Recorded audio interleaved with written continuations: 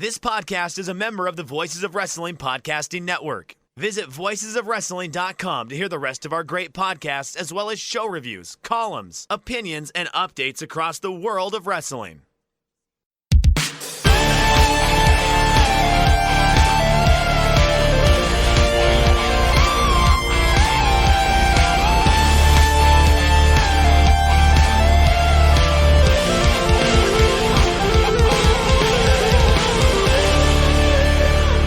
Good evening and welcome back to another episode of The Good, The Bad, and The Hungee, where we are recording at night, unlike our normal afternoon recording time. I'm your host, Tyler Fornes, and with me, as always, is Fred Moreland. Fred, did you have a nice Brazilian Christmas? I did. We should specify that was for the steakhouse and not the wax. Yeah, had a whole lot of meat, and I am probably ever so slightly closer to gout in my lifetime. But it was very fun. Well, if you get gout, that means you actually lived. And we have a special guest for the first time on The Good, The Bad, and The Hungee, somebody who knows how to live a good life. And his name is Suit Willams, the creator of the Dynamite Dozen, something we're going to talk about extensively on today's show. Suit, welcome to The Good, The Bad, and The Hungee. How are you? Good to be here. It's always great to be on with a New York Post affiliated sportscaster, Tyler. Good to see you, Fred. Good to be on with you too. Howdy, howdy. Oh yeah, I almost forgot that I did that spot. That was really cool. You want to get the plug in, Tyler? I mean, you're gonna. Yeah. Before the Vikings played the Giants, the New York Post and SNY, which is like the New York City version of ESPN, essentially. It's like ESPN combined with Bally Sports. They invited me on to do a quick 6-minute video on talking specifically about the Vikings. And that was probably the biggest interview spot I've had in my career, which was a lot of fun. And I didn't screw it up, which is honestly the most important thing. There you go. Absolutely. But we're not here to talk about the Minnesota Vikings, which Suit and I could probably bullshit about Vikings and Saints lore for the rest of the time. We're here to talk about Oh, yeah. We're here to talk about AEW Dynamite. Guys, this Dynamite show was a very interesting one, and I kind of want to talk about – we're going to talk about all elements of it. But one thing that I found really interesting about the show is that they actually gave the Elite a loss, they did that last week, dropping them to 3-1, and now they're starting the comeback in 3-2. I thought this match was the worst of the series. And it feels to me like they're running out of ideas, even though they're not running out of ideas. Am I kind of off base here, or do you kind of feel the same way?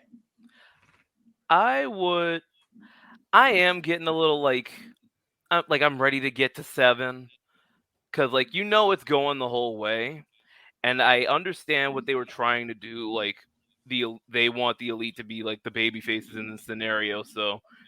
They put them down 3-1, so now they have to fight their way back. But the problem is it makes matches 5 and 6 feel really like, all right, let's just get through this and get to match 7. This was a fun match, but I also just, calling it the worst feels harsh, but it is the least best of the 7. I still gave it 4 stars, but it objectively I thought was the worst of the 5. Yeah, on a random Dynamite, this has a good chance of being the best match on the show. It's just it just exists in this 7-match series, and a match has to be the worst one, and this may as well be it. Yeah, I thought it was quite good, but I would also agree that it was my least favorite of the series so far. I just thought that it lacked something down the stretch that the other matches had. It just didn't have that kind of big build to the finish. And it ended, and it was like, oh, okay, well, sure. But it was still very impressive work with everyone. I honestly think this would end up being a bad call, but I kind of would like it if they finish after 6, if they have Death Triangle win the 6th and just break the mold of these series that always go to the max. I realized that, a ladder match between the 6 would be awesome and everything, but just a deviation I think would be interesting, although probably a lot of people upset about not getting the payoff. So here's my question about that, because I think this is a really interesting point, and something that we really rag on WWE a lot for is the whole bait and switch. They have advertised. Now, obviously, they have the out because we know professional sports do it all the time, where it's an if necessary game 7, but they have advertised that it's not just game 7, but it is a trios ladder match. So you're advertising that it's a special attraction. Now, you could do the 6th, and I think it would work both within context in and out of kayfabe, but you also could get a lot of bad faithers saying, hey, I was looking forward to going to Los Angeles and seeing game 7 and this ladder match, and now I don't get to see it at all. I feel cheated because I bought a ticket. Now, obviously, you're looking at a smaller sample size with that arena only filling so much, but I think the sentiment would mean more than the actual amount of people affected. Where do you guys stand on that? I think you're right. I think it would upset people. It probably would not be a smart move. I think that it was more viable before they started announcing the steps for all the matches ahead of time. Once they said, and if it happens, Game 7 will be a ladder match, then it was pretty clear that if we don't get to Game 7, some people are going to be upset about that. You go ahead, Fred. No, that's all I had, really.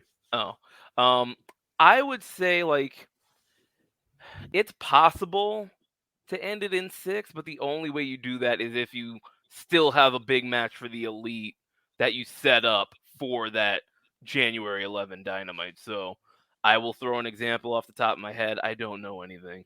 Let's say Ospreay and Aussie Open come over and they cost, the Elite that match. That not only builds up Ospreay Omega at the Dome, but then you could come back January 11th and do a trios match there. And so people are still getting that big Elite trios match.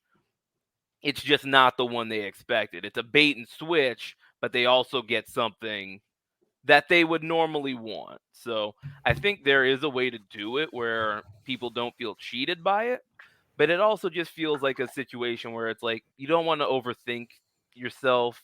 You don't want to think yourself out of a good idea. I think, Death Triangle, Elite ladder match in LA, big city, second Dynamite of the year. I think that's something that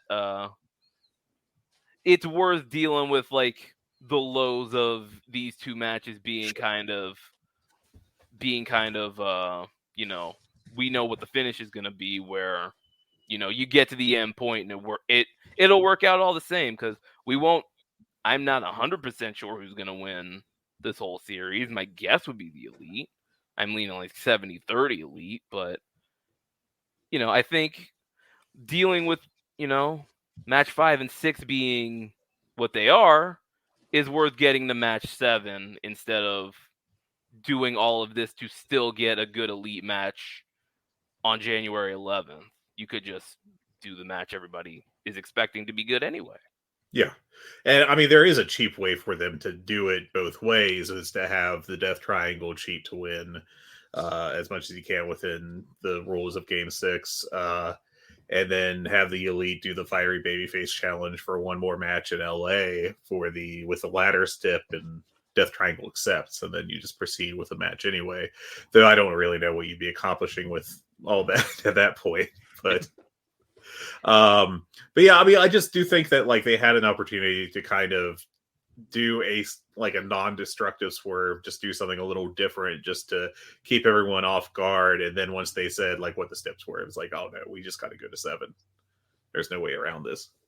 Yeah, and I think if they wanted to, I get what they were doing, putting the Elite at a disadvantage.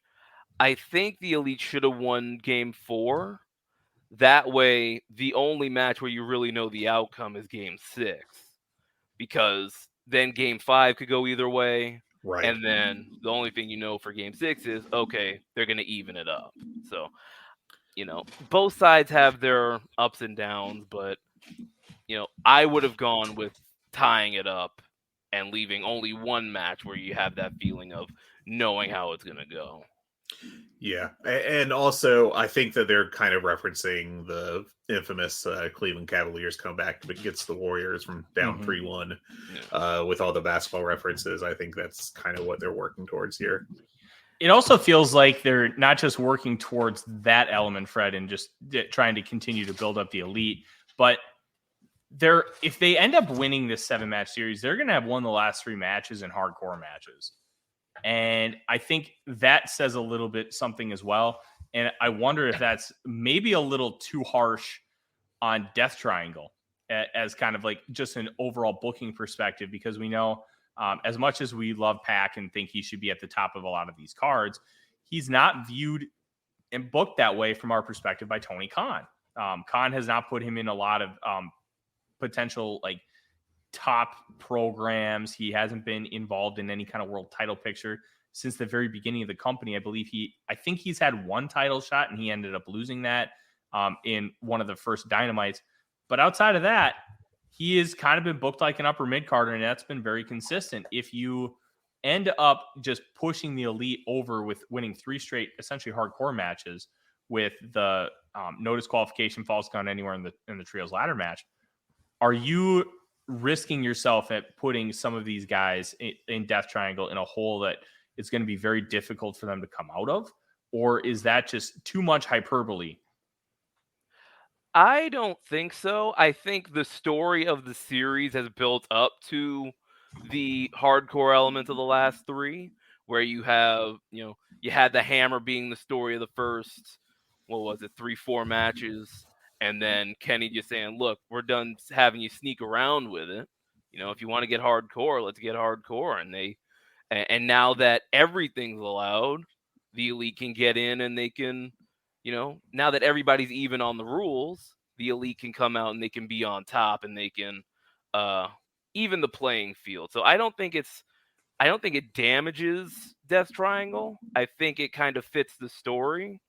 And I think depending on how well these last 2 matches go, I think if they're great, people aren't going to be like thinking any less of Death Triangle. Like, we know how good the Lucha Brothers are. We know how great Pac is. And I think it's just a matter of just spinning them off into something else at that point, if you want to keep them hot.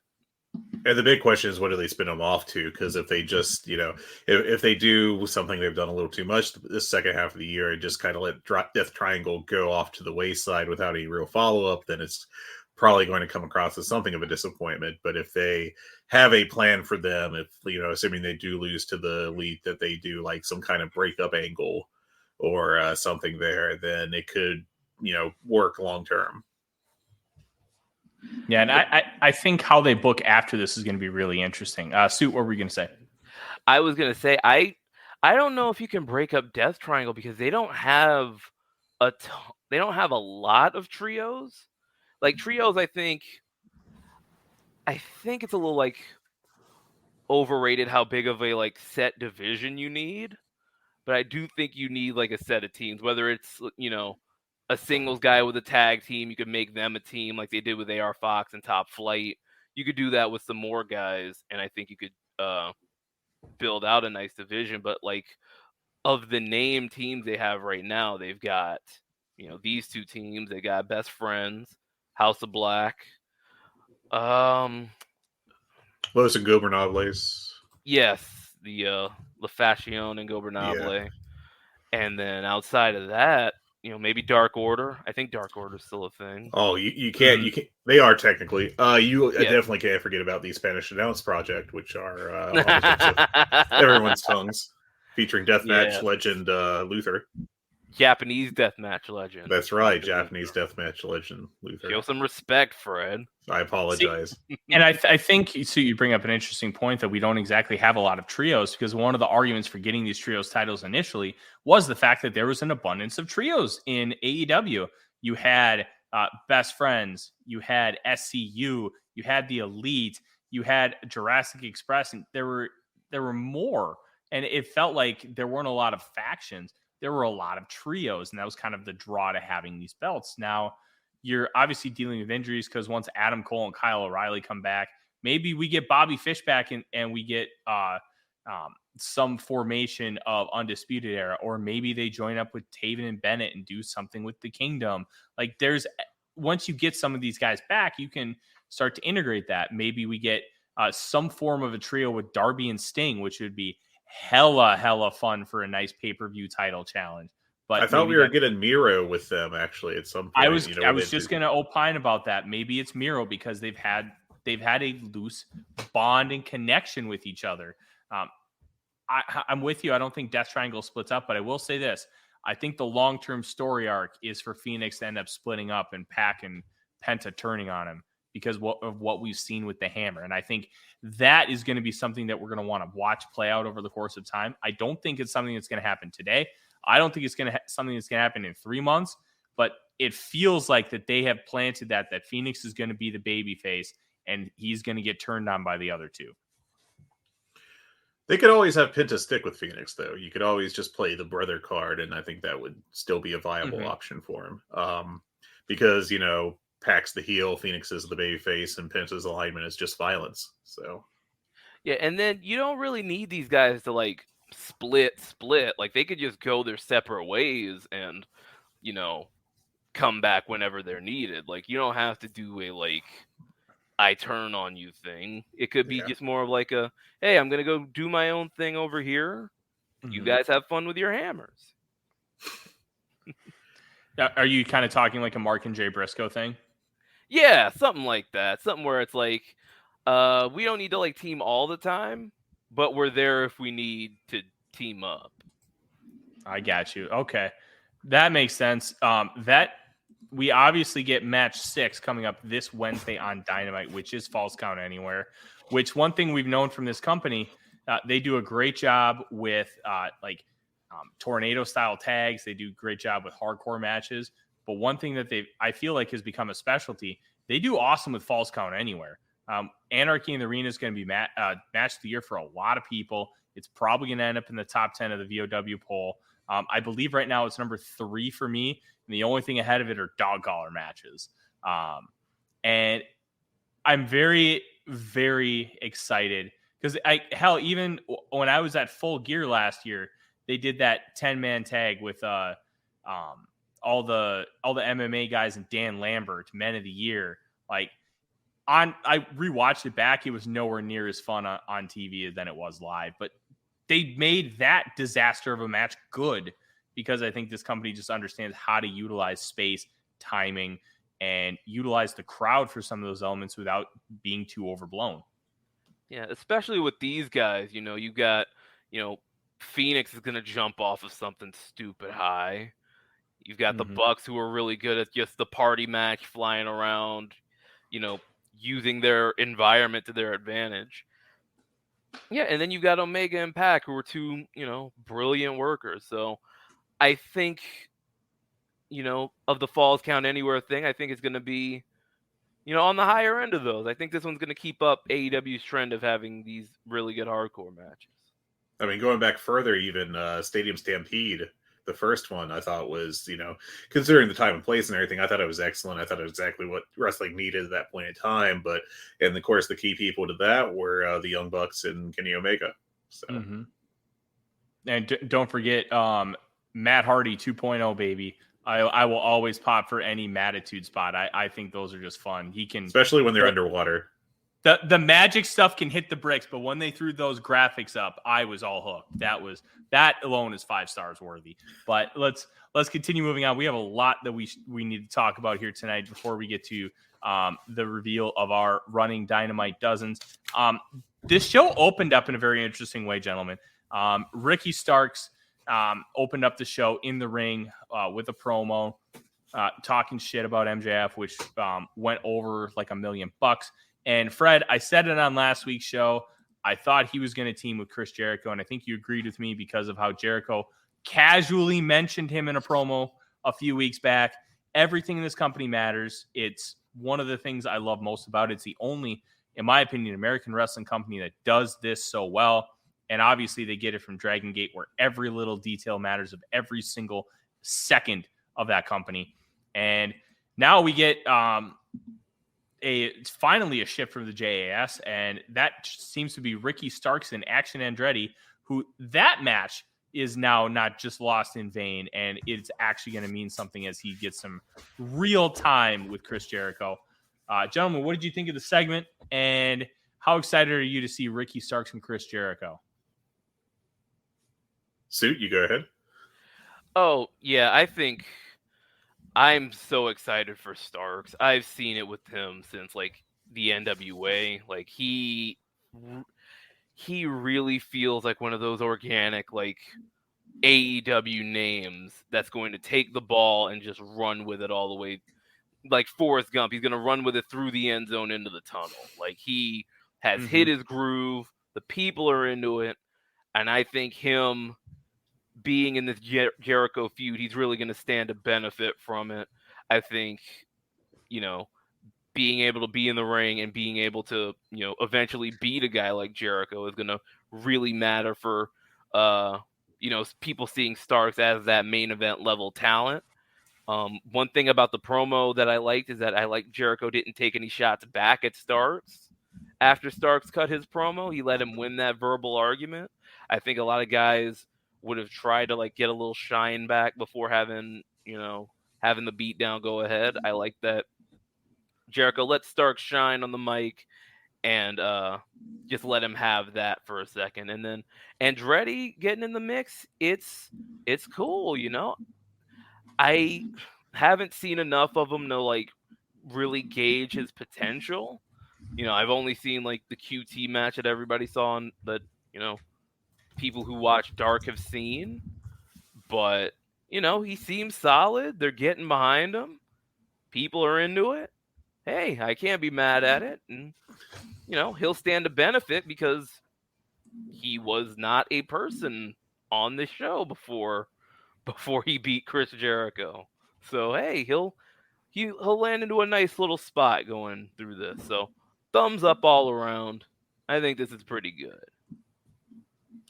Yeah, I was concerned that he'd be forgotten just because sometimes that happens with AEW. Starks wasn't forgotten, and I think the fact that they're actually following up on this will really help both of them out, especially Starks, so I think could be like a legitimate, like near-term future world champion.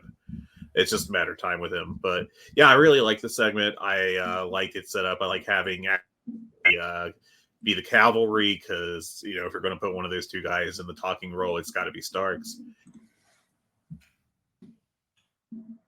No, I 100% agree there, Fred. I think you do need to put Starks in kind of that role. Did Fred just freeze? There he is. He is back.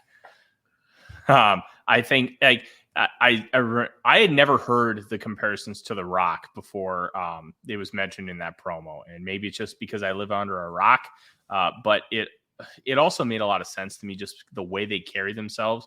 There are some people that just have an aura around them, and whenever they perform, whenever they talk, whenever they wrestle, because I don't think Ricky Starks, the wrestler, is all that tremendous. I think he's very good, but I don't think in ring he's anything special. What makes him special is his charisma and his ability to promo, his ability to convince you of what he is and who he is and why he's doing what he's doing. Those elements, I think, are so similar to what The Rock was, because The Rock was no tremendous in-ring worker. He was good to very good, who had moments that, like, I don't think he ever delivered a 5-star match. But, I mean, I suppose you could probably talk about WrestleMania 17 being probably his closest one. But the spectacles, and he thrived in those big moments like WrestleMania 18 against Hulk Hogan. I think you have some of that with Ricky Starks, where he can deliver probably on a higher level than The Rock. Like, we'll talk, like, when we talk about the Dynamite Dozen, we'll probably end up talking about his match with MJF for the AEW World Title. Like, that to me was a tremendous match where he showed some more of that in-ring acumen, and I'm really excited to see how this push ends up going. I don't know if he ends up being the guy to win the belt from MJF. I still think of everybody that needs to be Wardlow, but that shouldn't happen for at least 12 to 18 months. I wonder, because Starks is in his early 30s, so it's not like we're talking about some super young buck here. He's in the prime of his athletic career. How soon can they pull the trigger on him? How soon will they pull the trigger on him?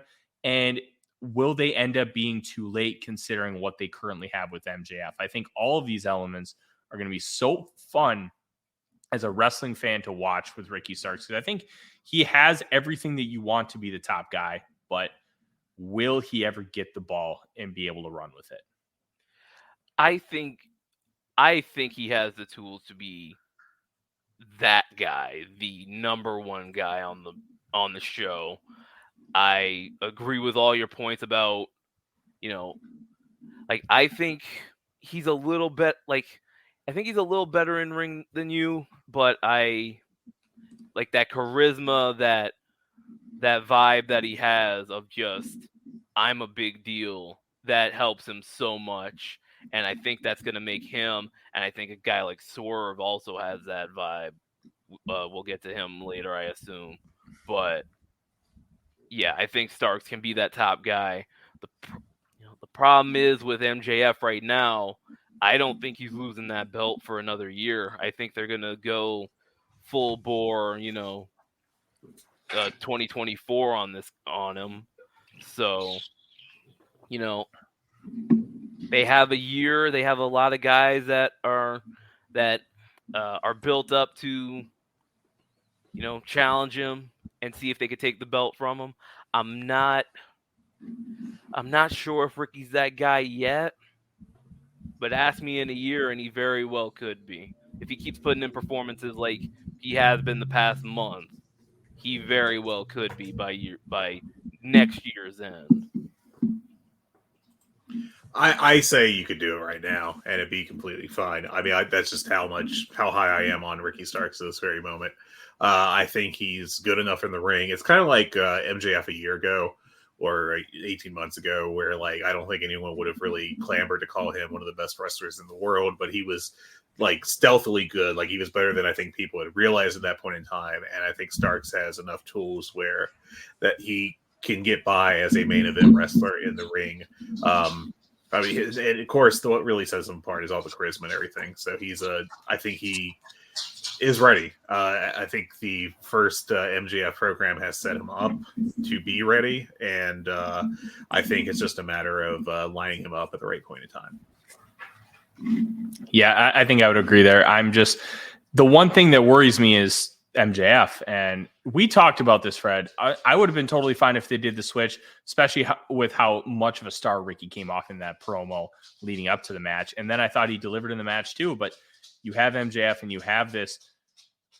I'm not going to throw this around lightly, but MJF has the potential to be a generational star. And I think we're seeing a lot of those elements, like similar to what Ric Flair was in the 70s and 80s, a guy that is so consistent, can deliver whenever you want, whenever you need, and he can do it in a multitude of ways.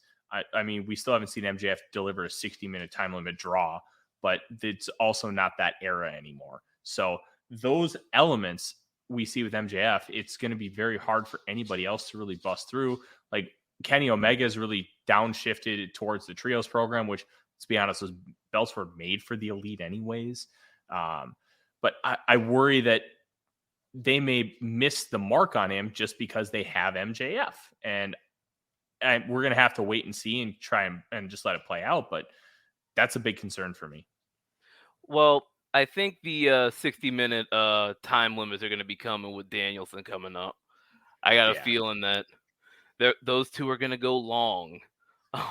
But as far as like, I think you could pull Omega out. Like when people were worried about Kenny Omega when he was teaming with Hangman and before that, I always held the point, you could heat up Kenny Omega in 2 weeks and he'll be just fine and the people will be ready. And I was actually wrong. They did it in 2 minutes. If you remember that Sunny Kiss squash he had, which was just like, oh yeah, Kenny's back. Yeah. So I don't worry about Omega. What I think they're doing with their guys, and I always, whenever a wrestling company has like a lot of talent, I always like try and think who's their big four. Like Tyler, you brought up Dragon Gate before. They had their big six, and they had their, that generational era with guys like Shingo and Tozawa and BB Hulk and all of them. You know, you think of WWE in 2000 where they had, you know, Austin, Rock, Triple H, Foley, or, you know, late 99, 2000, they had those guys. With AEW, I think their 4 guys are Omega, the Bucks as one person, Moxley, and then the 4th, I would have said CM Punk. I also would have said Adam Cole. I guess now it's MJF. So when you have those established 4 guys, you can kind of mix them in around the card while kind of bubbling up guys underneath. So while MJF's working with Ricky Starks and while he's working with Danielson, you got Moxley over on the side with Hangman. You got Omega and the Bucks doing this trio stuff. So it all kind of like, when you have that much talent and that many people who you can bounce off of, that kind of dynamic talent that they have, I really think it works that everybody's off kind of doing their own thing, because then when those two top 4 guys match up, then it's like, that's a big deal. Like when Omega, like, you know, in 6 months' time, if Omega comes out to challenge MJF, that's a big deal. So I'm not worried about it. You know, things happen, obviously. Scrums happen, pandemics happen, injuries happen. A lot of things have happened in this company, but, you know, you can't play scared money. You know, you got to go with your plan and hope it works out.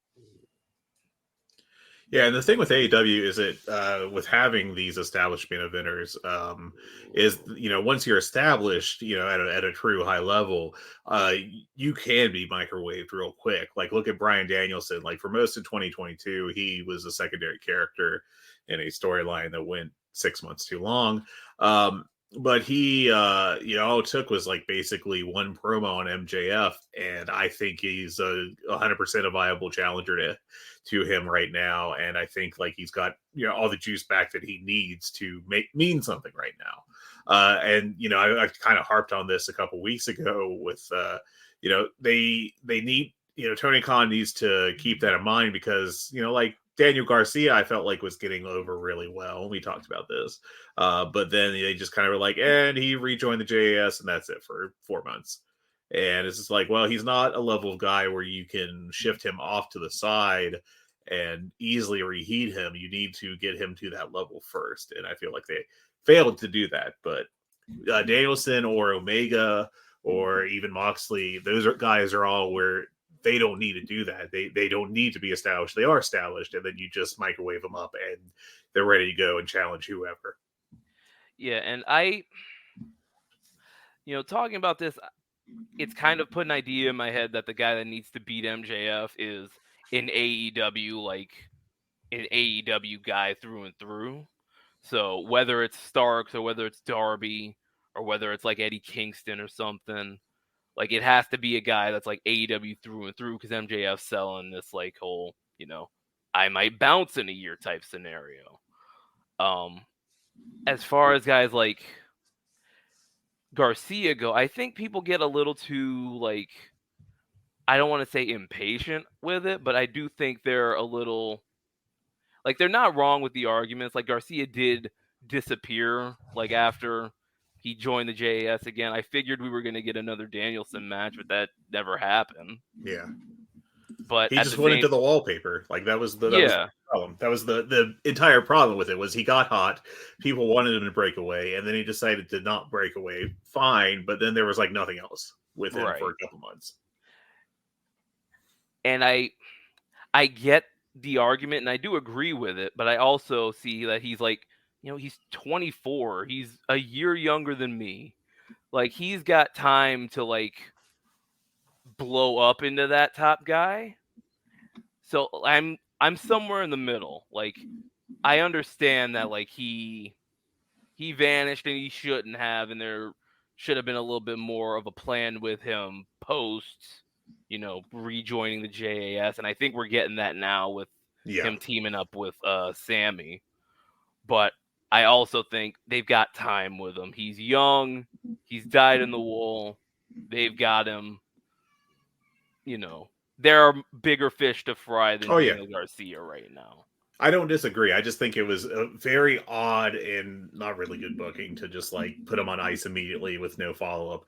And now we're finally doing the Wardlow accountability buddy gimmick again with him, which I'm not saying that in a negative way. I think it's actually going to work really well with those two, but it just feels like this is the angle from last Rampage is the one that they should have done back 2 weeks after he decided to rejoin.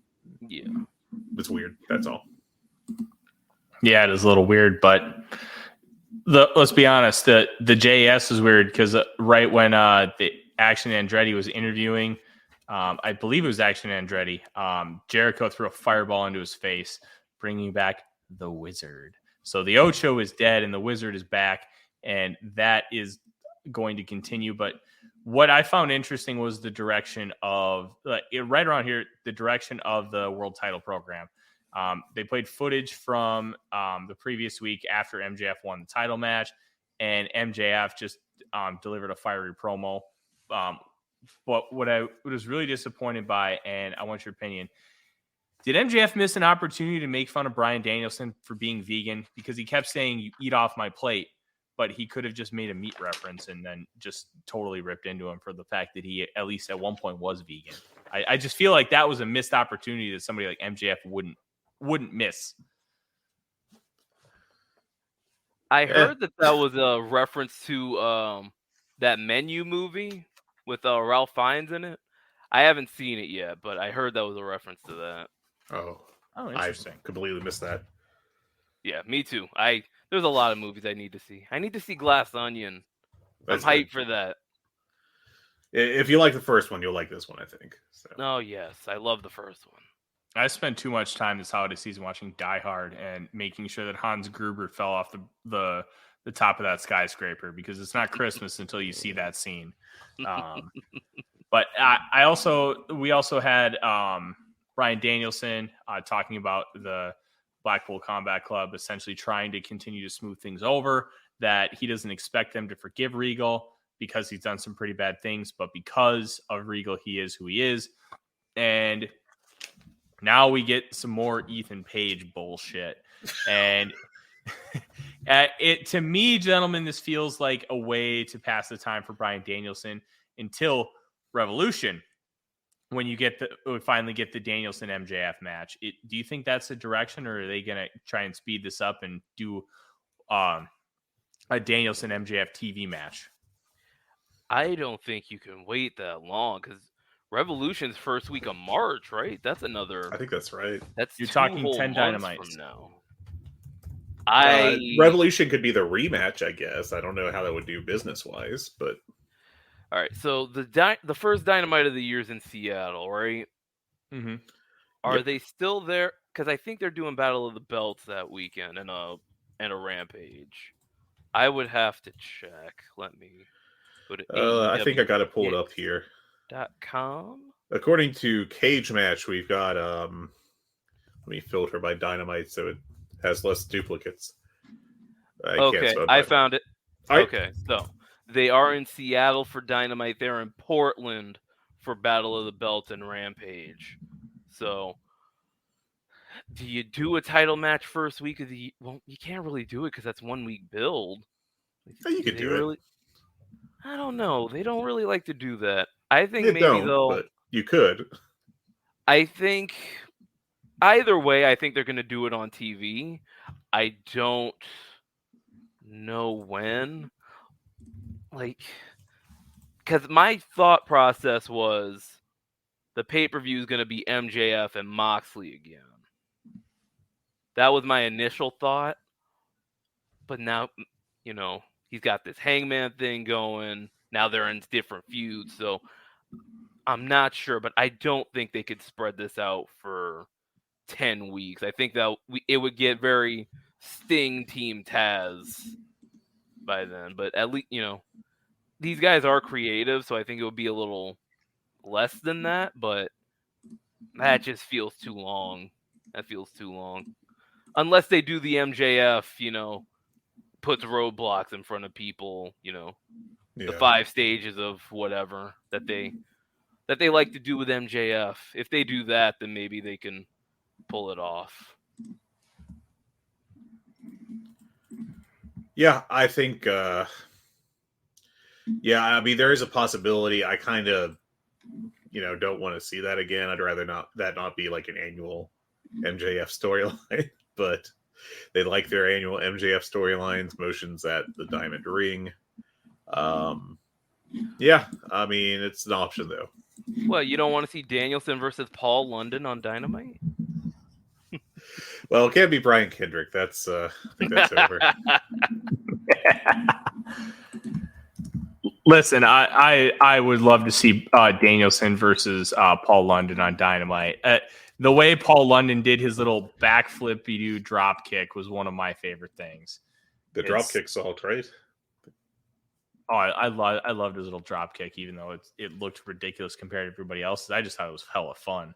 But maybe the match will just actually be them recreating their infamous PWG promo with the bees. Yeah. And the dolphins, I think they're dolphins too, if I recall correctly. But I think so. Paul London smoked a lot of weed. Surely, allegedly. How could we possibly know? Yes, we don't want to be telling lies about Paul London smoking weed. He should allegedly team up with Rob Van Dam and form a tag team where they just blaze up the independent scene. They come out they come out of their locker room and it's full of smoke like Goldberg's entrance. all of a sudden their promos are just them recreating that 70s show circles. There you go. Now we're getting NXT with it.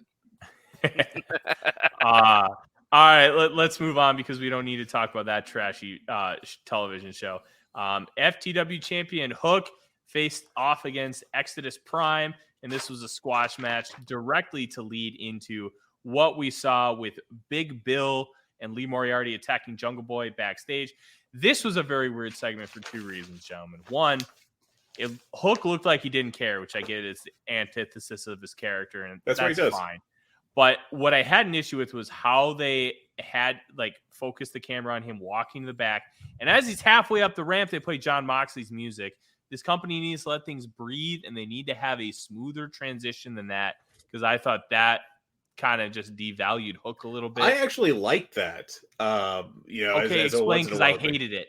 I liked it because it had the old school Nitro feel of things are happening at all times, not in it needs to breathe way, but someone's getting their ass kicked backstage, but also John Moxley is coming out for his match now, kind of way. It worked for me. I don't know.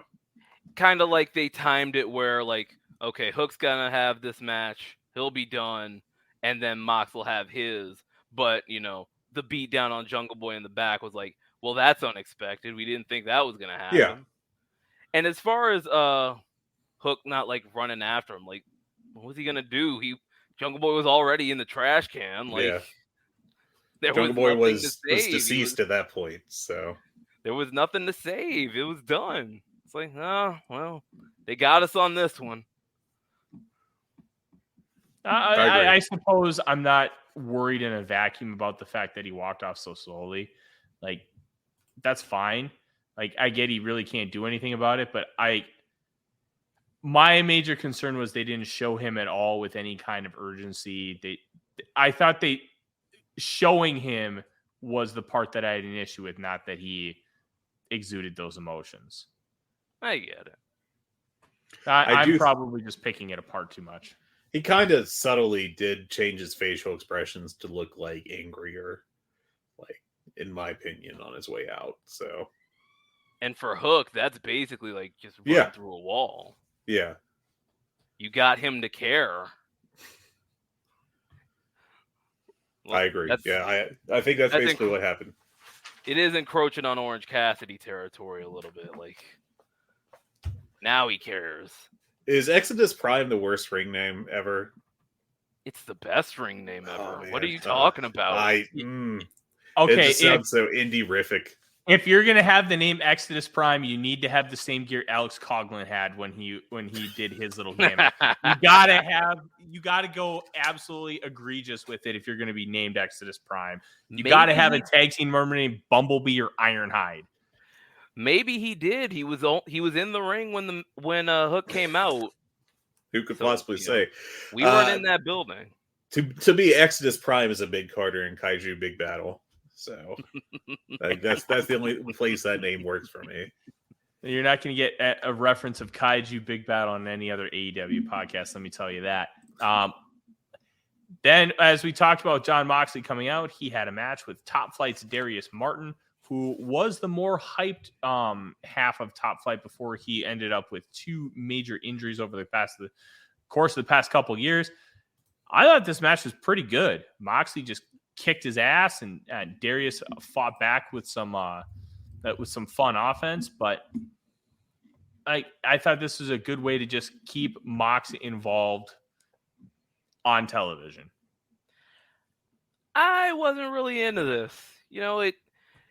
It felt like they didn't really do anything. Like Darius was kind of just like a guy for Mox to beat up. And then he had a little shine, but like it was too long for a squash, but it was too short to it was too long for a squash, but Darius didn't really do enough to feel like a threat. So I don't know. This didn't really do anything for me. And, it did kind of build up to the $300,000 Three Kings Christmas Casino Trios Royale on Rampage, which he got his back on Moxley there, but I didn't really feel like this did anything for Darius here. I don't think it really did much for Darius, but I thought it was a solid enough match. I thought that it was sufficiently, it was well worked, and we got Moxley being nasty down the stretch to win, and I don't know, I thought this was 3.5 stars. Nothing to really freak out about, but if someone was like, is there anything I should check out on Dynamite? I was like, well, if you have time, make sure you work in Mox Darius, but that's as strong as I'm going to go on it. Yeah, that's kind of where I'm at. I thought it was a fun TV match. Darius got some spots in, but Suit, I feel you 100%. The element where it just didn't feel like it mattered. It didn't feel like Darius really did a whole lot. I thought he did enough, but I get where you're coming from at the same time. It was a match thrown together that just didn't deliver nearly to the level that it could have. And I feel like that I left there, as you did, just wanting a little more. Yeah, you see it and you think okay, they're going to give Darius a little shine here. Not that he's going to beat him or anything, but you think of the matches that Dante Martin's had with the top names, and you think, okay, Darius is going to have a little shine here. And I just didn't get that feel from him yet. So, maybe we'll get more of that next week. As he'll be in the tag match, and things will be a little bit more comfortable for him. But I didn't really feel any shine for him in this one. Yeah, that's about it there. This was absolutely absurd. And my favorite part was we're obviously going to talk about Swerve and Our Glory finally breaking up after they should have broken up. It feels like 6 years ago. Rick Ross, the best part of the entire show, looking at Keith Lee, you a big motherfucker. Just all-time stuff. Rick Ross, I think, needs to get the All Elite graphic because he's a better talker than 4 out of 5 people on the roster. But this ended up with Parker Bordeaux attacking Keith Lee, and then Rick Ross saying it's time to make history. You get a third guy who's been identified, but I cannot remember the name. And baseball guy.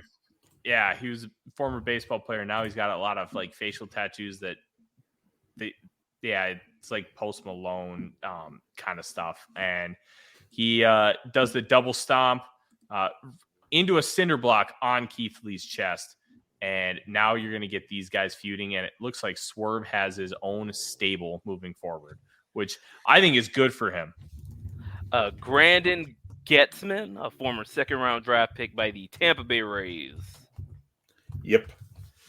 That is Face Tattoo Guy. You want to go ahead, Fred? I was just going to say he was in the minors through 2019. I think he played last year in Mexico, and that was basically it for his career. Stuck around for a while, but just never really broke through. Yeah, this segment was like weird and fun, but it was also really bad. Yeah, Like it was a more fun version of the infamous Roddy Piper tries out his guys to take on the NWO with, and they were all just like nobodies. Or the Cody weigh-in, which I was live for. Yeah, that's another good one. That was fun. But yeah, it felt like no one knew this segment was happening when it happened. It was like it came up and everybody was like, wait, where's Swerve? Wait, where's the other guys? Like, why is everyone not here? Like, I feel like if everybody hit their cues when they were supposed to come out, like, this would have... It still would have been weird, but it would have felt like a tighter segment. This just felt like everything was off by like 10 seconds. I think those were the cues, though. I think the cues were for like Swerve to walk out late as as a FU to Keith Lee, and I think that Parker was supposed to come out before Baseball Guy, and I don't get him like getting taken out by Keith Lee rather easily. I don't think that's a great way to introduce Parker Boudreaux as a heater, but hey, that's what happened. And then Baseball Guy just like randomly runs in. I think that was all the plan. I can't say it was a good plan, but that seemed to be the plan. I do get Keith fighting off Bordeaux. Like I like him being eventually overwhelmed by all three guys. Yeah, I like that, but it felt like it was way too easy for him to take out Parker, because Parker's supposed to be a big guy, it's supposed to be a heater, kind of like in the Big Bill kind of role, and instead he hit Keith Lee like 3 times and then waggled his arms around in between each one. And taunt heavy guy, he's still got that NXT thing, super NXT. You celebrate after every single move that you hit, dude. Hit a clothesline, pick him back up, and hit him again. You don't need to celebrate like you just gave Andre the Giant a spine buster. Like it's okay. You can just go to the next spot, and it's not a big deal. And he's got to hit that up button, get that finisher going, man. Like it's like playing No Mercy, playing No Mercy with the center stick all messed up. Just like after every single move, it was like, all right, gotta get my heat in. Yeah, here I am. Waggle. All that taunting reminds me of countless hours I would play SmackDown. Here Comes the Pain, trying to get that 619 going from Rey Mysterio. Oh, those were the days. I do think that we gotta see what it would have been like if Bailey's wacky inflatable tube men in NXT were actually just Parker Boudreaux's, just standing up on stage. Oh, this episode is off the rails, as was the main event of this match, which honestly was tremendous. Jamie Hayter versus Hikaru Shida. Hayter ends up retaining, but this was hard hitting. This was like they just beat the living crap out of each other, and then you get the subtle Britt Baker interference spot, and Jamie Hayter still has no idea what's going on, continuing that story while delivering a tremendous main event. If I recall correctly, this is the 3rd women's match to main event a show, and I think the first 2 were Britt Baker versus Thunder Rosa. I think so. This was tremendous. This is random, but I do think there was another one. I think it was Mercedes Martinez versus Deonna Purrazzo for the ROH women's title. That might have been right. And I remember that because I'm thinking, why is this the main event? Like, was that a Dynamite or a Rampage? I'm pretty sure that was a Dynamite. Okay. I will double check myself to be sure, but to go back to this match, it was fantastic. Like, Jamie Hayter's had 2 of the best women's matches in company history in her last 2 matches, which is a very good trend. People talk a lot about how do we get the women's division over in AEW, and It's There you simple. go. Just get your talented people in and put them in positions to shine. That's what they did with the Acclaimed. They were getting some heat, and so they put them in a big spot at All Out. And that match was absolutely incredible live. And now they're the hottest team, in the company. That's how anything gets over in wrestling. Just find some talented people, get people used to them, and then put them in a spot to shine. And that's what they've done here. And we're gonna get, Tony Storm came out afterwards, and she got involved, and then we had Saraya coming out, so we still got that build for the January 11th tag match. I do have a little fear in the back of my head because they are going to AEW is going to the UK next year. I have a sinking feeling that Jamie Hayter is going to have this best AEW women's title reign ever, and I have a fear that Saraya is going to be the one to end it in England, and I'm very worried about that. You think they would do a Britt versus Britt title match? Because in theory, Britt versus Jamie, you mean? No, Jamie Hayter's also British. Oh, so if they go to the UK, I stepped on your joke. I'm not trying to be a joke, but even though it was good, but if you had like the whole idea of going to somebody's home country and doing a show there, or even a hometown, is they're going to be the baby face, and then the opponent's going to be the heel. Who's going to be the baby face and heel if it's both their home countries? So that gives me some cause for concern of your plan actually working. Here's what I thought you meant. I thought you were talking about Britt Baker, and I thought you messed up what you were saying. I didn't think British versus British. I thought Brit versus, the dentist versus the dentist. That makes sense. You could put someone that kind of looks like Britt Baker in there and have it be British. Yeah, what's that other Toxic Attraction person doing? She kind of looks like Britt. I love it. Yes, for the record, Mercedes Martinez defeats Deonna Purrazzo. That was the main event of AEW Dynamite in Baltimore, Maryland. All the stars. All the stars. I don't remember that at all. I do remember it and how cold it was. It has a cage match rating of 4.86.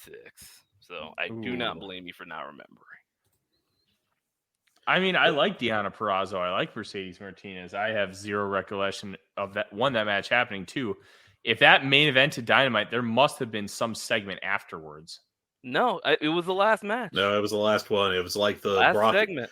The Brock Anderson Malachi Black battle for the ages. That was also the weird main event of a Dynamite. Well, anyways, this match absolutely kicked ass, and this was a lot better than that Mercedes and Deonna match. I will say that. Just a little bit.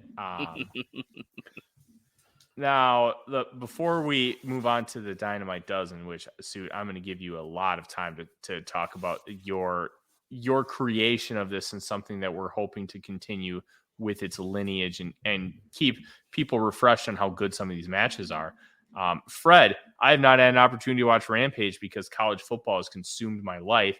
13-5 against the spread so far in bowl season, baby. But what did we get on Rampage this week? Well, before you get to Rampage, you actually completely forgot, and I don't blame you for it. Gun Clubs versus FTR was a match that happened this week, and it was like easily the most forgettable FTR match in a long time. The only notable thing about it's really disappointing because the Guns won. Yeah. It was a really flat finish. Guns didn't really come out looking particularly good. It was a cheap finish, which, I mean, they're heels, so fine.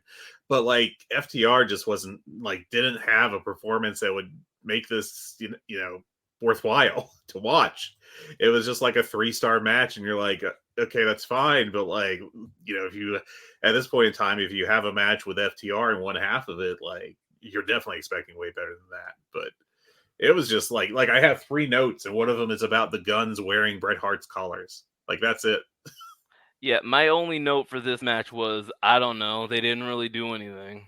Yeah, it was just, we talked about Mox and Darius, and I think Suit was the one that said that like there wasn't enough happening in it. This was a real nothing happening match at points. Like, I was just very much like, well, let's get this moving, guys.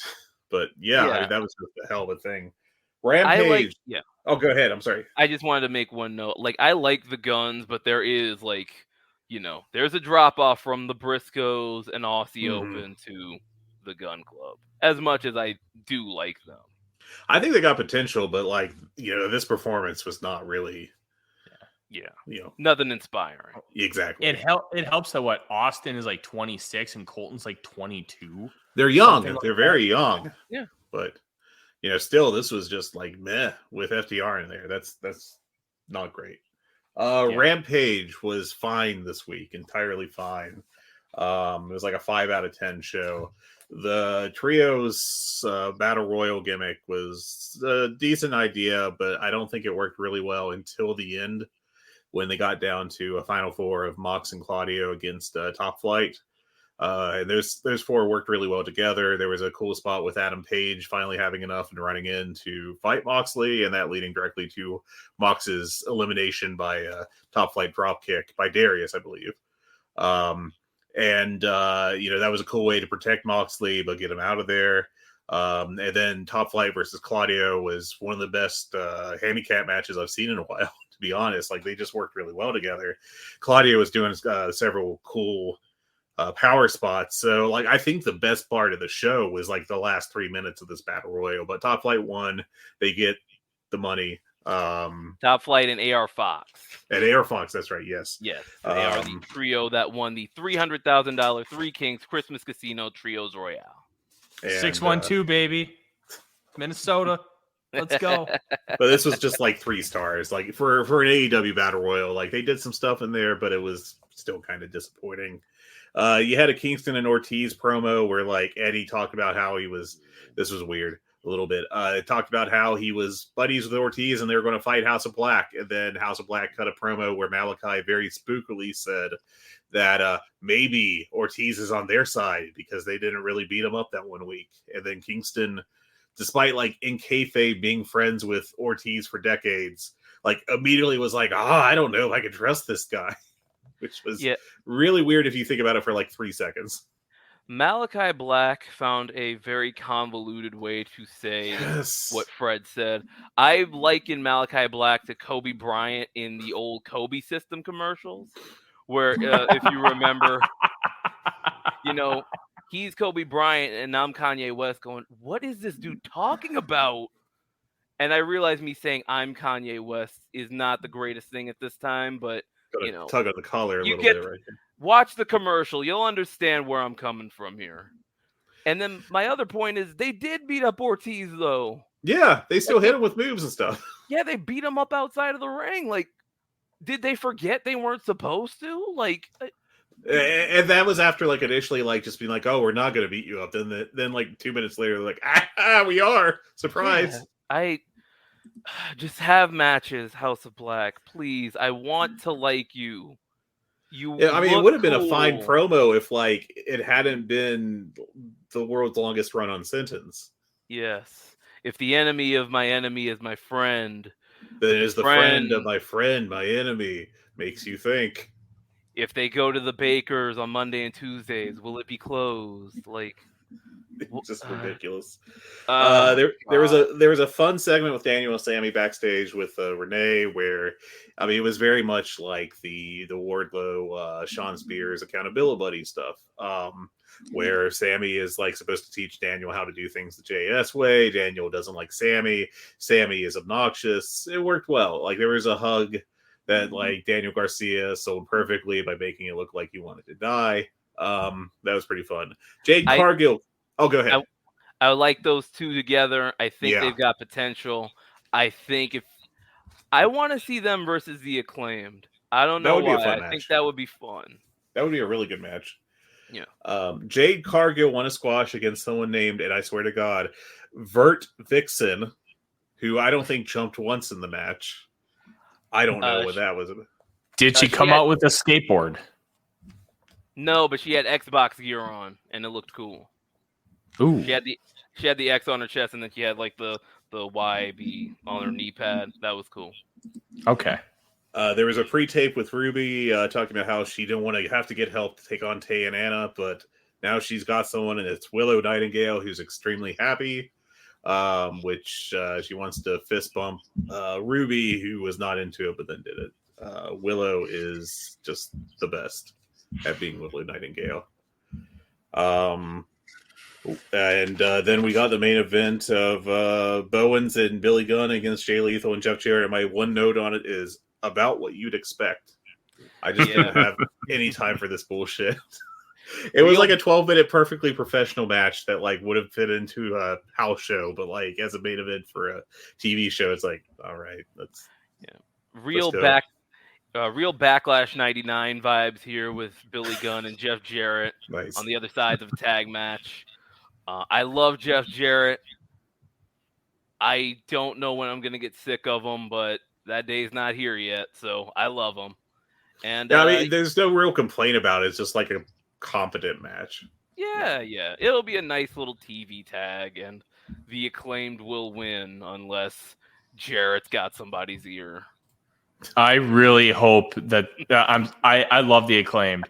I'm sorry. I want Jarrett to get those belts because I want to see more Jarrett shenanigans because I'm with you. This isn't 2004 TNA where I just want him to go away forever. I love Jeff Jarrett. This is fun as hell. Hearing him just call people slap nuts and holding up the guitar like a fucking doofus and then hitting people over the head with it with that just grimy smile. Like, I can't get enough of it. Give me MMA Jeff Jarrett, and I'm 100% in on this. Yeah, and you can listen to You've Got to Be Kidding Me on the Voices of Wrestling Podcast Network, where I believe they talked about how much they love Jeff Jarrett this month as they cover him beating Monty Brown. Oh, the Monty Brown month. Oh, yeah. That's tough. Now just wait until they get past lockdown, and then AJ Styles finally beats him for that title. That was a fun month. But now comes the best part of the match, and Suit, the reason why we really wanted to have you on this week, talking about the Dynamite Dozen, something that you created after the first full calendar year of AEW Dynamite, and you have continued on for each of the last three. What was your inspiration behind this, and why did you end up choosing 12 matches? Well, I'll answer that question first. I chose 12 because, in the English language, 12 is usually considered a dozen. And a dozen and Dynamite both start with D, and alliteration works out pretty well. So I knew that was the answer. I had a feeling you were going to say that, and I love it. But yeah, my inspiration for the idea was, and a lot of it is from Rich Craich, who always talks about how just high level AEW's television wrestling is, and how great their TV matches are, like, all the time. So I decided to put the work in and go, you know what? Let's take a look. Let's see what the best matches on AEW TV were, and let's keep a little ranking going of like how great the best matches in AEW TV history so far. And I started it on the first anniversary of Dynamite back in 2020, and I've tweaked the idea a couple times, but basically what I do is I take user ratings from both the Grapple match rating app, GRAPPL, and I add those together with the user ratings from cagematch.net. And I put those together. Highest rated matches are ranked 1 through 12. And In the last edition, I have the honorable half dozen, which is the honorable mention section. And I just keep a running tally of those throughout the year. And when that first week of October comes around, I drop the Dynamite Dozen, and we take a nice look back through the year, through AEW's year. And, it's a lot of fun for me getting to go through and see, and remember certain things. 'Cause there are matches on every year that I forget happened, but they pop up here, and I'm like, oh, yeah, that was really good. And, I do think when AEW eventually gets some streaming deal where you can watch old episodes of Dynamite, I do think this will be really handy for a lot of people to go through and just see so these great matches on TV aren't just forgotten to time. No, I agree completely, and I think it's a fun exercise. So something that we are going to adopt, and I talked to you about last week, we are going to start by running our own Dynamite Dozen, and we are going to have a running tally throughout the rest of the year, and something that I think will be really fun to keep revisiting once a month as we end up having some of these conversations about how good the Dynamite really is. And I think your series being the antithesis of just reflection and understanding and really enjoying the fact that this company is as good as it is, I think I hope that we can do a good job of honoring what you started, because I think it's a really, really fun concept and something that just helps people enjoy wrestling more. Yeah. And that's my ultimate goal, is just to have a little run through of the year and have people just remember oh yeah, all this good stuff did happen on this show. This is pretty good, this Dynamite. Yes, absolutely. And Suit, we have our initial Dynamite Dozen rankings. Are you ready? Yeah, let's hear it. Fred, would you like to go first, or would you like me to go first? Fred, you're muted. This is a visual medium. Do you want to go 12-1 or 1-12? 12-1. All right, 12-1. Now, all right. Let me ask you guys, are you going from October to now, or are you doing the full year? October through now. We're trying to duplicate what your system is, so we can ideally, when you release the article, we would like to compare lists and have a really fun conversation about it. Sounds good. All right. So my number 12 match on the year to date on AEW Dynamite after the anniversary show, all the qualifiers, is Bryan Danielson versus Chris Jericho from the October 12th episode, which I believe was for the Ring of Honor Championship. I went 4.25 stars on that. I thought it was a lot of fun. I think that Danielson has had a quietly really great year. Maybe not quite at the level of some of his finest years, but still, I think he's being underappreciated to some extent in terms of best in ring and all those kind of awards. I like this match a lot. So, Do you guys want to alternate, or do you want to just go through the list? Yeah, we can alternate, so then we can have we can kind of compare and contrast. My 12th match is Jon Moxley defeating Adam Page for the AEW World Title on October 18th. I gave it 4 stars. I know that Page getting knocked out was brutal and really hindered this match from reaching any kind of heights that you would have wanted it to. But I thought the action that you saw in the ring before that was tremendous. And there was a lot of animosity. There's a lot of physicality and brutality going through the crowd.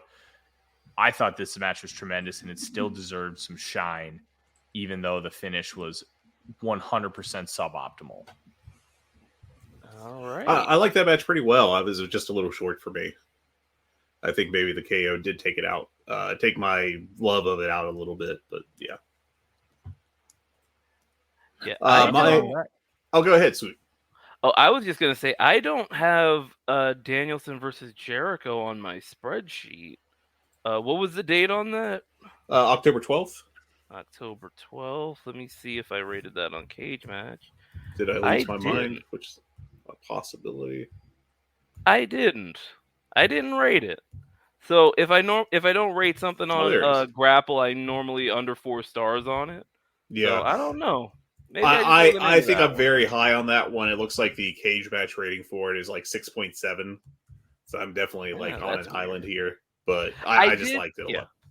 I did feel weird about a couple of their matches because it felt, I don't know, things felt very like it wasn't very fluid. Like they were calling it in the ring, but it wasn't like they didn't feel like they had organic chemistry. It just it felt more forced. It's gonna go down like one of those like Ric Flair versus Eddie Guerrero things where it's like this should be better. Like you're two great wrestlers. Why is this not working? But it worked for Fred. It number did. 12 on his list. There we go. All right, let's pop to number 11. Fred. I've got Jack Perry versus Luchasaurus, the return, I believe it was. Or actually, no, it was the first one of their series. I thought that was a really good match, too, from the same episode, October 12th. It was kind of a cheap finish, I think, with Luchasaurus going over thanks to Christian Cage getting involved, but that helped set up the pay-per-view cage match, which also overachieved, I thought. But yeah, I like this a lot. I thought both guys worked their asses off. Luchasaurus looked better than I thought he would, and Perry had a very solid performance. All right. I do want to tell you guys that this goes for all TV matches, by the way, not just Dynamite. So Rampage. We're purists here on the good. We are just doing Dynamite, baby. Get the Rampage the hell out of here. There you go. All right. There are maybe 1 or 2 Rampage matches that would even come close to qualifying, anyways. Yeah, I'd still like to add those little qualifiers. Fair. The B show and the B and B show means beat it because we're only talking about Dynamite. All right, Tyler, what's your number 11? The Elite defeating Death Triangle in the latest of their 7-match series on December 21st. Gave it 4 stars. We talked about this earlier. I was overall just a little underwhelmed with the match, but I did think it was really good because it's 2 teams like that are just tremendous. They could do this. They could do this in their sleep. Yeah, and that's kind of what it felt like. It didn't feel like they kind of went. They had a lot of super creative spots, but I think they're probably trying to save some of those for Game 7, which I don't blame them for. Yeah, there you go. All right, Fred, number 10. Number 10 for me to date is FTR versus Swerve in Our Glory on October 26th. I thought this was a really solid match, not up to the level of the best stuff either team really did, but I thought it was a really good match, and Keith Lee definitely had several opportunities to show out there. But yeah, I thought this was probably maybe the 6th best FTR match of the year, which is better than it sounds. But yeah, I like this. Yeah, that just speaks to the high level that FTR have wrestled at this year, and the fact that they are probably tag team of the year. Mm-hmm. Like it just, it might be the MVP thing where it feels like their year, Yeah. Right, yeah. Go ahead, Tyler. Your number 10. My 10th is Death Triangle defeating Best Friends from October 18th. I gave that match 4 stars. I remember that match. There was some fun stuff. You had Orange Cassidy and Pac mixing it up, and they're always tremendous, as my dog cannot decide if he wants to cuddle up next to me or on the other side of the couch. I really think we missed the boat with Best Friends as a trio, where their peak was, because I don't know what the deal is with Trent and Chucky T, if they're just fine not doing anything or if they've just kind of lost the passion for wrestling. But this match could have been so much better if they had run it a couple years ago.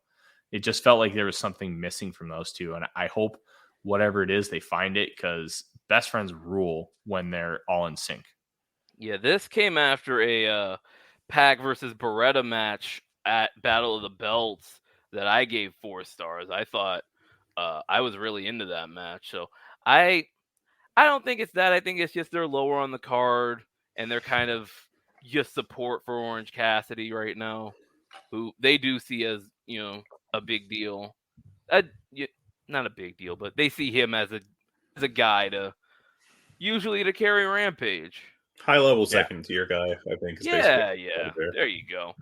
I will add as a note to that Chuck Taylor, smartest man in the building, was the first elimination in the Battle Royal on Rampage. My number 9 match is Tyler's number 10 match. I went with Best Friends Death Triangle this spot. The Fredflation effect is in effect. I went 4.5 stars on that one, but it was a lot of fun. I got in my notes here that they had a really cool counter of like a strong zero into a destroyer. I think I got that in the right order. A destroyer into the strong zero. But yeah, I think Trent Britta's had a very solid year, and he always works hard when he's on screen, I think, at least in a real match. Maybe not so much the Battle Royal, but yeah. Man, I don't know if I'm a hard grader. I haven't had any of these matches on my 4-star sheet yet. Hayden asked Suit Willams. I am a tough grader. I am not. I'm pretty close to what Dave Meltzer does these days, and some people don't like that, but that's what I do. So it's your list. That's right. They can Consistency make their own. is the key. Yes, exactly. All right, Tyler, what's your number 9? Yeah, just wait until you see my VOW match of the year list. I think 8 or 9 of them I gave 5 stars, so there's some real inflation going on there. My number 9 match ended up being Fred's number 11 with Luchasaurus defeating Jungle Boy Jack Perry. I gave it 4.25. I loved this match. I thought it was just the right amount of brutal, and Jungle Boy felt like he was on the same level as the Giant, and then the Giant still ended up putting him away. I thought this was tremendous from start to finish, and I believe this match opened up Dynamite, which is exactly how Tony Khan has loved opening up his shows, just with hot matches. Yes, absolutely. I did like both of those matches. I didn't love them because I'm not really into Jungle Boy, but I do see the potential there. I see the talent there too. And yeah, that was a really good open to Dynamite. And then they went on to have the pay-per-view cage match, which I also enjoyed. Mm-hmm. Yeah, so we are on to number 8, our Elite 8. Fred, kick us off. We have breaking news here. You'll see just how breaking this is at the Madison Square Garden WWE house show tonight. Karrion Kross and Drew Gulak had a match after a 22-minute intermission. Just leaving that there. Jesus. A 22-minute intermission. My God. And then you come back to good old Karrion Kross. Triple A's favorite guy, Gaijin, I guess, if you want to go with that. Number 8 for me is Bryan Danielson against Dax Harwood on November 30th. This got slammed by some people for not having any reason to happen. That's absolutely correct. But I thought it was still really good. Danielson, I love him. I'm a mark for him. And I thought Dax had probably his best singles match showing outside of Will Ospreay. I remember when he was coming out for this match, it was like, well, here goes another wasted Bryan Danielson singles match because it's just going to be Dax Harwood scratching 3.5 stars with him. But I thought he actually did very well, and it was a nice showing. I don't like that argument. It's a wrestling show. I know it's kind of why does half of these matches happen anyway? But sometimes you have to act like this is a wrestling show and have sometimes a match just happens. Yeah. And I get it. This was Dax fishing for Wrestler of the Year votes. I'm sure he'll enjoy the couple dozen that he get. Tag Team of the Year. I like him. Tag Team of the Year. He'll get a nice and tidy 8th place finish. I'm thinking 10. Speaking of 8th place, that's of just Dynamite matches. This is the 8th highest rated match on Cage Match of the Year of the new, since the anniversary show of the new fiscal year for AEW. Yeah, there we go. right, Tyler, your number 8. My number 8 is we're going to see a theme over the next few matches. Death Triangle beating the Elite in match 4. Winter is coming. I gave it 4 1/4. I'm going to be honest. I don't remember anything about this match except the end and the beatdown. But I thought that this is one of their better showings. That's about all I remember. I think the beatdown was match 5. No, the beatdown was match 4. Well, they did a beat. Oh, the beatdown was match 5. It was the post match that I remember because that's when the Elite laid out the challenge. Yes, but this was the Southern Tag one where Nick got hurt, his ankle got hurt, and went to the back for a while. Yeah, went to the back, came back, fired up, but then they took the hammer to the ankle, and Phoenix locked on a knee bar and got a tap. So, yeah, I like that they of the normal matches, they switched up the styles a little bit throughout. Where, match 1 was it was the pay-per-view match, so it was the go all out one. Match 2 was Elite working heel in Chicago. Match 3 was the brawl on the ramp and everybody and getting jumped on the apron. And then match 4 was the Southern Tag. So I do like that they worked the normal matches a little bit different each time. So yeah, this one is on my list. I also have it at 4 1/4. I think this was my 13th, if I recall correctly. So just missing it. Yeah, right off the cusp. All right, Fred, hop to your number 7 if you don't mind. Sure. Speaking of Elite and Death Triangle, I went with match number 3 here from the November 30th show. This was, as Suit just mentioned, the big brawl to start. This was a wild match. I thought it was a pretty good combination of of an all-out spot fest and heated brawl, kind of a hybrid of those two styles. And there was a Pac did an Avalanche Falcon Arrow, which is just crazy to think about. I feel like a lot of this list is going to be those the 4 TV matches those teams have had. I've only got 2 of them on here, so really, okay. Yeah, I was lower on the last one by a bit than the ones before. So, all right, Tyler, you're number 7. My number 7. Hey, we have the Elite beating Death Triangle from 11:30. The third match in their series. I gave it 4 1/4. I really liked this. I liked how these matches all blend in together. My football life has me completely forgetting little nuances of these matches. Was this where they kind of flipped the script with the hammer and I think Omega and Phoenix are standing in the ring with hammers? I believe so. That was either okay. Which match was this on your list? The third 3. one? Yes, I believe so. Yeah. This match ruled. Yes. I did like the finish of I think Phoenix had Pac had went for a red arrow and Matt got the knees up, rolled him up, got the win. This was the Matt Jackson legacy game as Twitter dubbed it.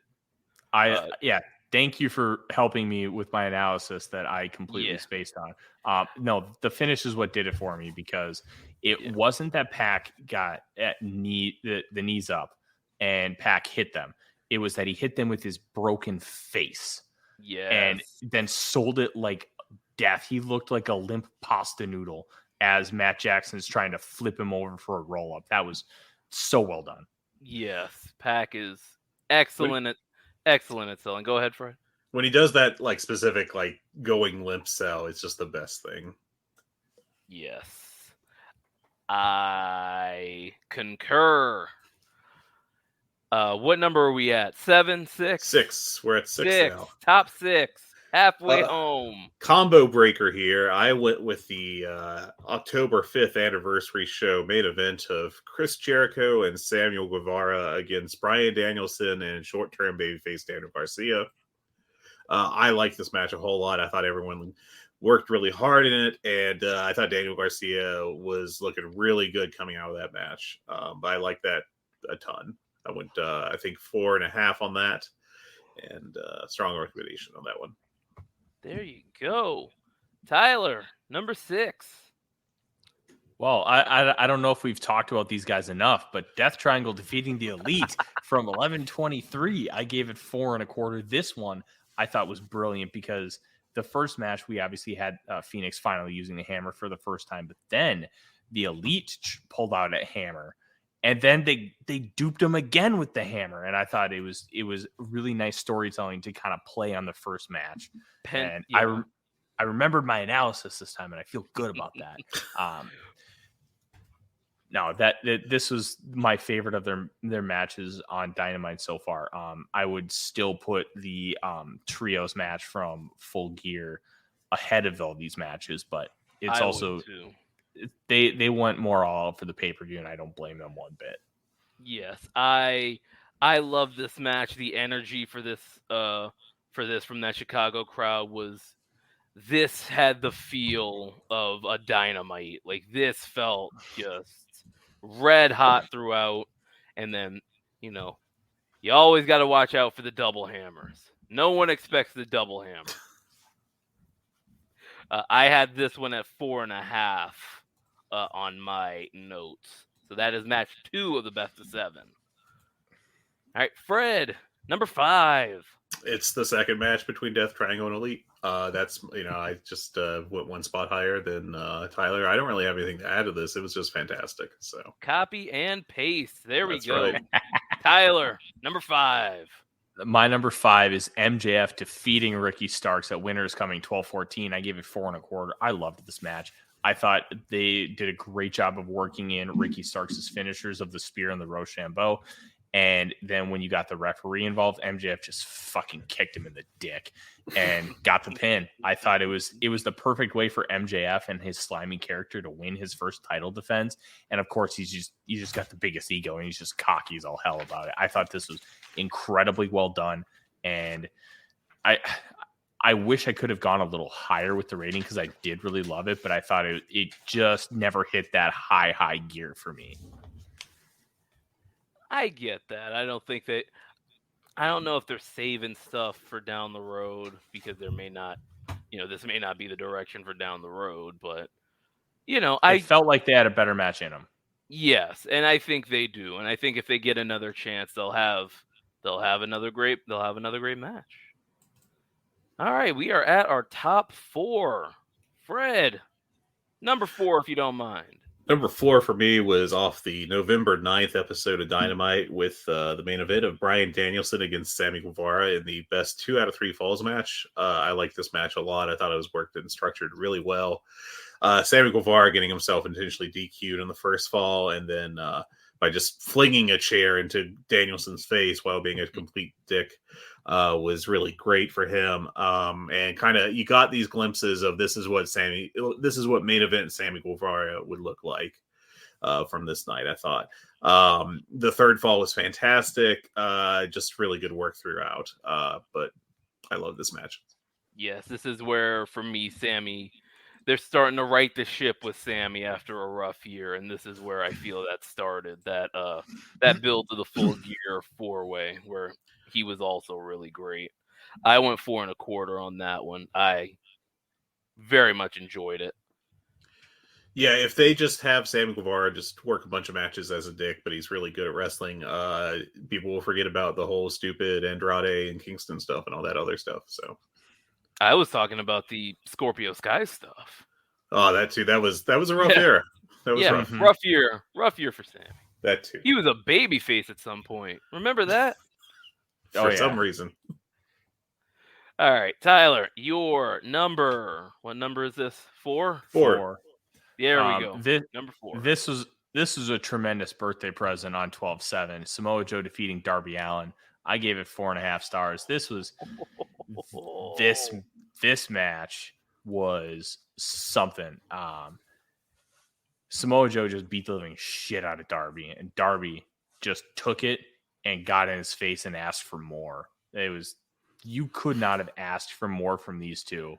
And they worked really well considering Samoa Joe loves playing the style of a bully, and there's nobody better at selling or being a ragdoll than Darby Allin in this company. I don't know if they could ever put on a better match, but I wouldn't doubt it either. If I had ranked 12 of my personal favorites so far, I'm not lying when I'm saying this might be my number one. This is firmly my kind of wrestling. I love it. This was Darby Allin at his ragdolling best. This was Joe just being vicious about it. I adore this match. I went 4.5 on it. Love it, love it, love it, love it, love it. Fred, number 3. Let's get to the medal stand. I went with the women's division's version of the big meaty men slapping meat. Hikaru Shida and Jamie Hayter from just last week, they just beat the shit out of each other, and it was awesome. This is, if you want to revitalize a division, just have 2 of your best workers go out there and just beat the hell out of each other. And that's a pretty good path to it. Makes it easy. There you go. 4.25 on it. I think best TV match the women have ever had. I have to go back and look at the Riho stuff because I'd go back to Britt and Rosa, that first match. The St. Patrick's Slam. I almost gave that 5. I broke the scale for that because I'm one of those dirty perverts. But I think I gave it like 5.5. I thought it was just an amazing match. But yeah, this was a lot of fun. Yeah. They caught lightning in a bottle on that. They did. Great stuff. Tyler, your bronze medalist, number 3, if you don't mind. From 12-14, gave it 4.5 stars. Action Andretti defeating Chris Jericho. I thought so many of the little nuanced things, controlling the crowd, Jericho working with this kid, and not just taking the loss and then being a baby about it, taking the loss and letting the kid shine. Those so many little nuances, because I thought Action Andretti was a little rough at spots. I thought his moves just were not crisp, but that doesn't necessarily bother me because it can feel more real at that point. There were opportunities where this could have been even higher for me, but I thought the professionalism, the experience, the willingness to put somebody else over of Chris Jericho, one, I think firmly cements him on pro wrestling's Mount Rushmore, but 2, it ended up being potentially the 1-2-3 kid moment, the John Cena moment against Kurt Angle, or like Maven beating Undertaker, like just moments where people wrestle against somebody who's way, way, way better, and they just show out. And I think in 10 years, we may look back on this as being the best of them because of how Jericho made it happen, because he wanted to, not because he had to. And that's why this got such a high rating from me. Yeah, and this is where the star rating conversation kind of comes into play, because as far as what they were trying to do, you can't do it any better than they did. This is a 5-star perfect performance for what they were trying to do. But because wrestling star ratings are kind of skewed toward pay-per-view style, great matches, it doesn't really matches like this don't really fit on the scale. Yeah. But you explaining why you went that way, I get your rating for it. Jericho couldn't have done a better job of selling the shock of this kid fighting, putting up a fight and then actually beating him. Because when he kicked out of the code breaker, Jericho did the best shocked face I've seen in wrestling in a long time, because he didn't look like he got tapped with a taser. So, and he just looked like, wait, why did he kick out? What's going on here? He looked confused more than shocked. And so the match keeps going, and then Andretti, he doesn't just roll him up. He just hits him with a move and wins. And Jericho's just laying in the ring, and he's like, what just happened? He looks shell-shocked. Like, he doesn't even realize what just happened. So, as far as, like, what they were trying to do, like, it couldn't have gotten over anymore in that building. It couldn't have gotten over anymore, like, from the reaction I saw online. Because this was after the fact. I watched Dynamite later that night because I was at work during it. And while that match is going, I'm thinking, wait, Jericho doesn't do squash matches? This is weird. Mhm. And then, well, he didn't do a squash match. So, yeah, very cool, very fun. Like, hey, that's awesome. That's awesome. And the All one right. thing, interesting thing, Suit, is that Yeah. like star ratings, like what's interesting is it's kind of like movie ratings, where if you gave me 2 5-star movies, they could be completely different in their plot, their sequencing, how they're shot. Like, there is no true cookie cutter answer. Like, this is a 5-star match, or how everything's laid out. And I think if you look at everything from what the perspective of what they're doing and how their match is, and I think that's how I like to draw my ratings, because this was so different from almost everything else you see, but it was great and it was entertaining. It was excellent. It was action packed. It had The crowd story. got into it. Mm-hmm. Yeah. And I think that's what bumped it up even more for me, is because that crowd was so into it and so absorbed. Like, just all-time stuff from Jericho too. And I think that really put it over. Andretti kicking out of the code breaker and the crowd giving him a standing ovation despite not knowing his name. Chanting "Let's go Jobber" was awesome. That is a special moment in like Mm-hmm. Dynamite history, and if they can build on it, it'll look even better in hindsight. All right, let's hop on to number 2. Fred, your silver medalist, your second best match of AEW's fiscal year. My number 2 spot went to the assassination of Darby Allin by the coward Samoa Joe.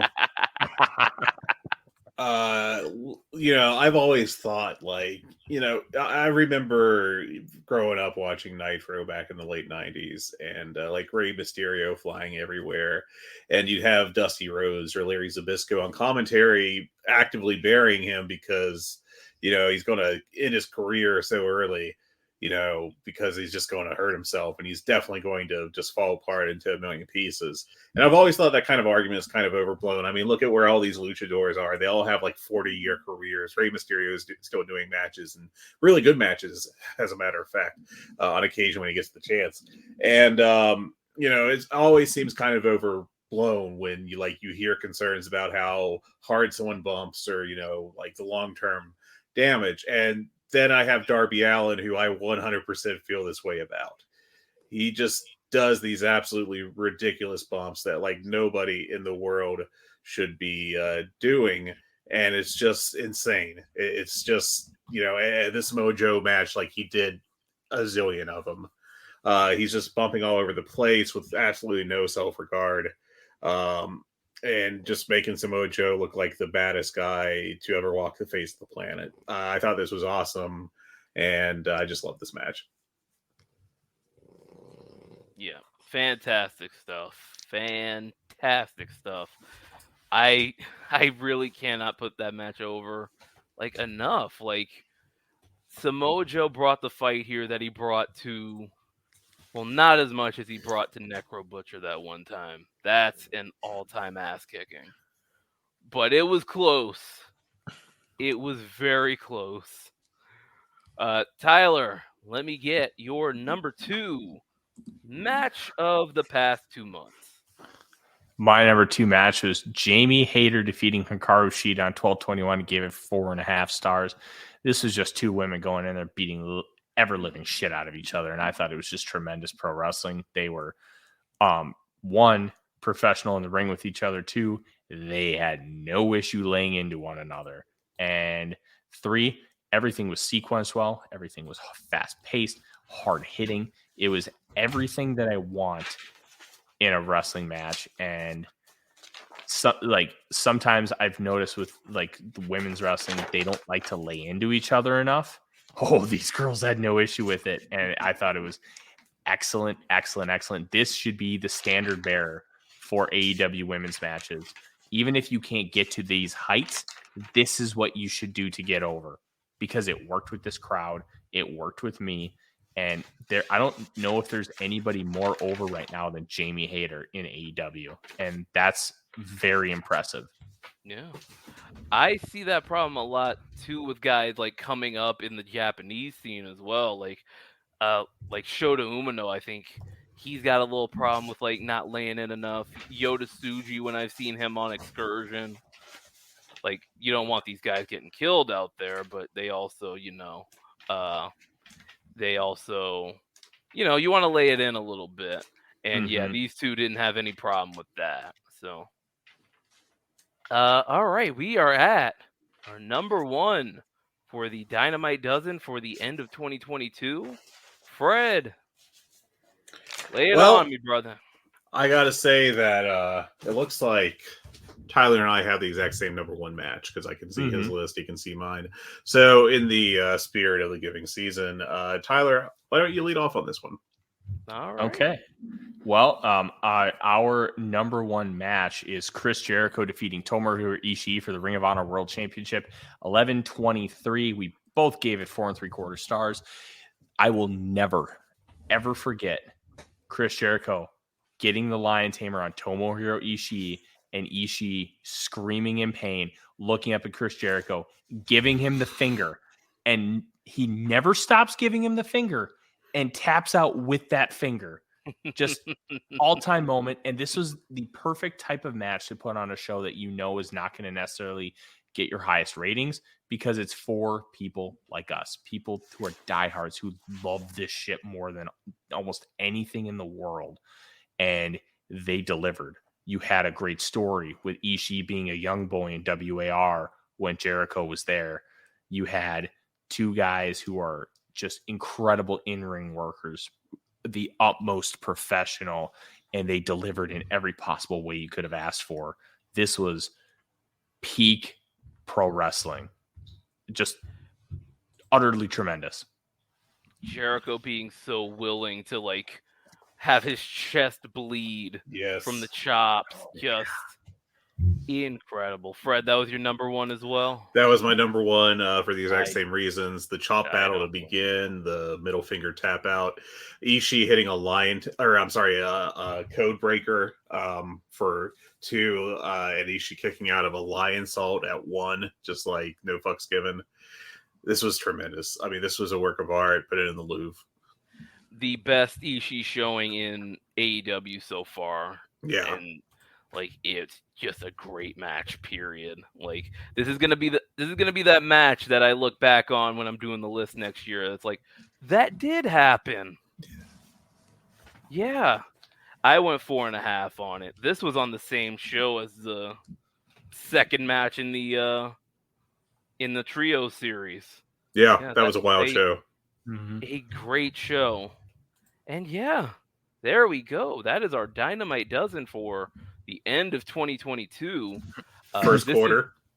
This is very helpful for me, because I am going to write those matches down. So when I do my research next year, I know, okay, where do I start?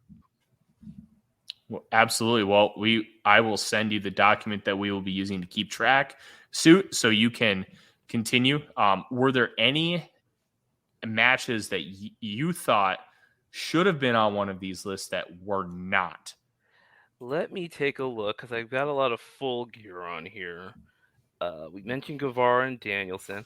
I put Shibata versus Orange Cassidy from Rampage on my list. I gave that 4 stars. Was it a 4-star match? Maybe, maybe not. But it's Katsuyori Shibata wrestling. Yeah. 4 stars, baby. And we didn't do Rampage on our list because we wanted to hear to Dynamite, but I think we hit everything over the last 3 months, which I think is pretty good. Yeah, looks like much. The highest rated match I have from Just a Dynamite that we did not talk about was on the 16th of November when Top Flight and AR Fox faced Death Triangle. That was good, but to me, it was forgettable. It was good. It was a little AR Fox showcase, but it was, I wouldn't have it like high up on a list. Yeah. Another one that I do think merits mention, but didn't, and obviously didn't make my list, but was very fun and much better than it should have been probably, was Brian Cage against Wardlow on October 5th. That was a very fun two big guys doing high spots to each other match. Yeah, and then a match that I have noted again from Rampage. So, hey, keep an eye out. Little John Moxley versus Konosuke Takeshita. That would have been at least top 3 for me, if not number 1. I adored that match. Fantastic stuff. Absolutely. Yeah, great stuff. Great stuff. Yeah. Suit, we greatly appreciate you coming on here. I know this is your brainchild, and I'm glad we could at least keep it respectable for what your vision has been. We will continue to bring you on and continue to have good conversations about this, but we want to give you an opportunity to plug whatever you have going on, because I know life is busy for your old Suit Willams. It is. If you want to keep up with me, you can follow me on Twitter at Suit Willams. I'm also on voicesofwrestling.com. I have my continuing Brock Lesnar series, The Brockumentary, covering his first run in the WWE. I can tell you right now, I have plans for the final 2 chapters, the Eddie Guerrero No Way Out 2004 match, and the Goldberg WrestleMania 20 match. I've stalled this long, so if you have an idea of when I may drop those, you're probably right. And yeah, I am just around voicesofwrestling.com a lot. I'm probably gonna hop on the Wrestle Kingdom review. Probably gonna do it live, because why not? And yeah, just keep your eyes out for me there. Beautiful. Thanks so much for being on, Suit. Hey, thank you guys for having me. Absolutely. You can follow us on Twitter at GoodBadHungee. You can email the show at hungeepod@gmail.com. You can follow Tyler on Twitter at TheRealForno. You can follow Fred on Twitter at Flagrant Wrestling. And make sure you like and subscribe to the show. And feel free that if you're listening on YouTube to leave us a comment. If you have any questions, please feel free to shoot us a DM or leave a message in our channel in the Voices of Wrestling Discord. And if you love football, make sure you follow my work, as I'm the managing editor of the Vikings Wire, the best team in the National Football League that nobody will give any credit to. In the meantime, have a wonderful day, everybody. Happy holidays, y'all. Take care.